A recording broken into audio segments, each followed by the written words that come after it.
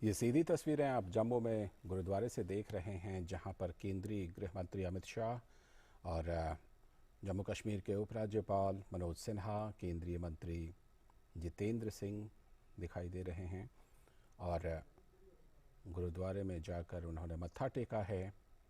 इस वक्त वहीं पर गुरुद्वारे में वो उपस्थित हैं। वहीं की सीधी तस्वीरें आप देख रहे हैं और जैसा कि आप तस्वीरों में देख पा रहे हैं कि जम्मू कश्मीर के उपराज्यपाल मनोज सिन्हा, केंद्रीय मंत्री जितेंद्र सिंह, और ये जम्मू में डिगियाना गुरुद्वारा है जहां पर केंद्रीय गृह मंत्री गए हैं मत्था टेकने के लिए। वहां पर श्रद्धालु आप देख सकते हैं कि श्रद्धालुगण काफ़ी संख्या में मौजूद हैं और उनके बीच केंद्रीय गृह मंत्री अमित शाह।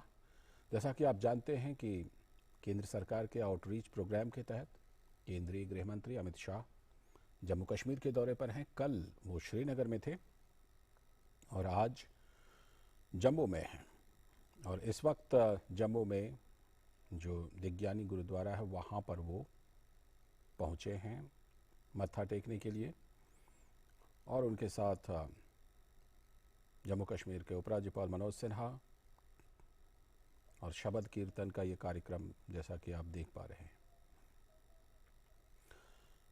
इससे पहले केंद्रीय गृह मंत्री ने जम्मू में जनसभा को भी संबोधित किया। वहां के युवाओं को नियुक्ति पत्र भी सौंपे और इस वक्त गुरुद्वारे में वो मत्था टेकने के लिए गए हैं और सभी श्रद्धालुओं के बीच में ख़ासतौर पर अगर बात करें तो जो जम्मू कश्मीर में अल्पसंख्यक हैं उनके बीच भरोसा कायम करने के लिए,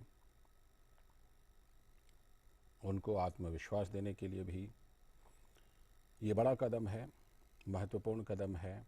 केंद्रीय गृह मंत्री अमित शाह इस वक्त उसी गुरुद्वारे में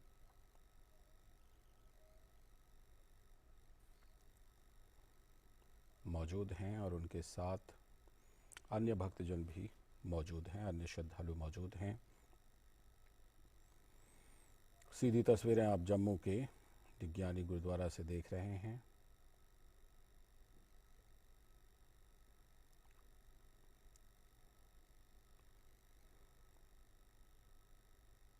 और केंद्रीय गृह मंत्री के कई कार्यक्रम हैं। कल श्रीनगर में भी उन्होंने कई कार्यक्रमों में हिस्सा लिया था और आज जब वो जम्मू में हैं तो जम्मू में अपने कार्यक्रमों के सिलसिले में इसी बीच में वो इस गुरुद्वारा में गए और दर्शन करने के लिए। और जैसा कि हम बता रहे थे कि इसके पहले उन्होंने एक जनसभा को संबोधित किया था। उस जनसभा में जो जम्मू कश्मीर के उपराज्यपाल मनोज सिन्हा थे वो भी मौजूद थे। उन्होंने ख़ासतौर पर जम्मू में विकास परियोजनाओं के लोकार्पण और शिलान्यास कार्यक्रम के दौरान कहा कि जम्मू कश्मीर में आज़ादी के बाद पहली बार 8,000 लोगों को पारदर्शिता के साथ नौकरी दी गई है। जम्मू कश्मीर जिस रास्ते पर आगे बढ़ा है, मुझे लगता है कि आप सब उससे परिचित हैं। एक समय था यहाँ जब गुरखा समुदाय के लोग सरकारी नौकरी, उच्च शिक्षा से वंचित थे। वाल्मीकि समाज के लोग पढ़ाई लिखाई से और अच्छी नौकरियों से वंचित थे। यहाँ की बहनों को अधिकार नहीं मिल रहा था। लेकिन ये सब आज मैं समझता हूँ कि हकीकत में बदलता हुआ आप देख रहे हैं। अभी जिन योजनाओं का, जिन कार्यक्रमों का शिलान्यास और उद्घाटन आदरणीय गृह मंत्री जी ने किया है, मैं कहना चाहता हूँ कि शायद आज़ादी के बाद पहली बार जम्मू कश्मीर में 8,000 लोगों को पारदर्शी तरीके से योग्यता के आधार पर नौकरी दी गई है। और शिक्षा मंत्री धर्मेंद्र प्रधान ने इस मौके पर कहा कि जम्मू कश्मीर प्रशासन ने 1100 करोड़ रुपए खर्च कर आधुनिक IIT कैंपस का निर्माण किया है। 2014 की बजट के भाषण में देश की प्रधानमंत्री जी ने